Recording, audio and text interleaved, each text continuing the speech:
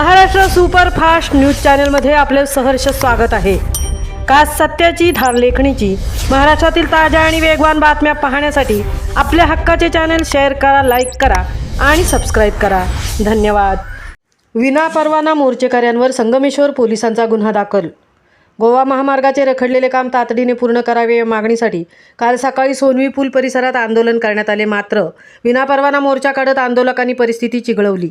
पारिक petrol pump ते Sangameshwar ST stand आणि सोनवी पूल दरम्यान प्रतिकात्मक शवयात्रा काढत शासनाविरोधात जोरदार घोषणाबाजी करण्यात आली आणि या आंदोलनामुळे मुंबई गोवा महामार्गावर प्रचंड वाहतूक कोंडी झाली। वाहन चालकांचे मोठ्या प्रमाणात हाल झाले तर पोलीस यंत्रणेवरही ताण वाढला। संगमेश्वर पोलीस ठाण्यात गुन्हा दाखल रजिस्टर क्रमांक 3/2026 अन्वये आंदोलक अशोक जाधव, युसू आर्ते, सुरेंद्र पवार यांच्यासह इतरांविरोधात भारतीय न्यायसंहिता व महाराष्ट्र पोलीस अधिनियमांतर्गत गुन्हा नोंदवण्यात आला आहे। विनापरवाना मोर्चा व वाहतूक व्यवस्था ठप्प केल्याप्रकरणी ही कारवाई करण्यात आली आहे। आंदोलनावर कायदेशीर कारवाई झाल्याने परिसरात खळबळ उडाली असल्याचे समजत आहे। महाराष्ट्र सुपरफास्टसाठी गणेश नवगरेसह तृप्ती भोईर, संगमेश्वर।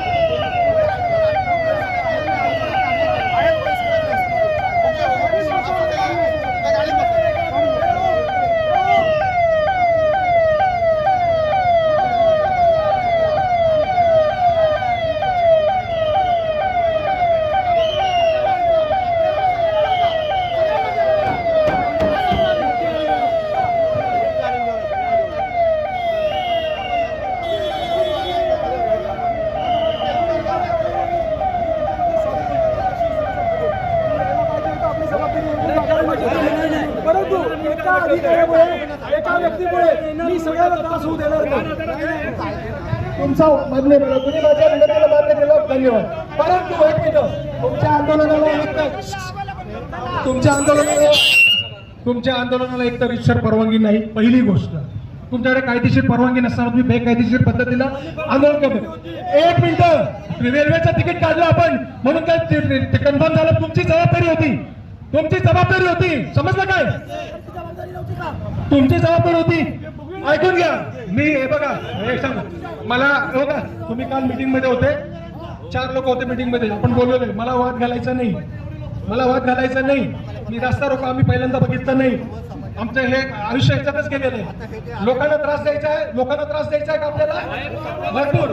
ते जे कोण पीडब्ल्यूडीचे अधिकारी आहेत, ऐकून घ्या, पीडब्ल्यूडीचे कोण अधिकारी आहेत त्यांना मी पोलीस स्टेशनला बोलवतो, तुमचं शिष्टमंडळ आहे, आपण तिथे चर्चा करू।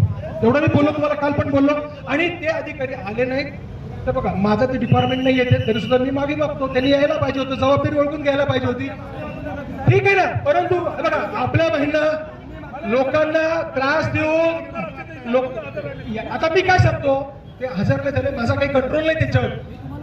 माझं म्हणणं काय, आपलं काम लोकांना त्रास देणं नाही। आता मी विनंती करतो तुम्हाला, तुम्ही शिष्टमंडळ या, ते संबंधित अधिकारी आहे त्याला मी बोलून घेतो, त्याच्या व्यतिरिक्त बघा मी काही जास्त बोलत नाही, मी सांगतो त्याच्याला बाजूला चला, रुपये ट्रॉफिक चौका लोकांना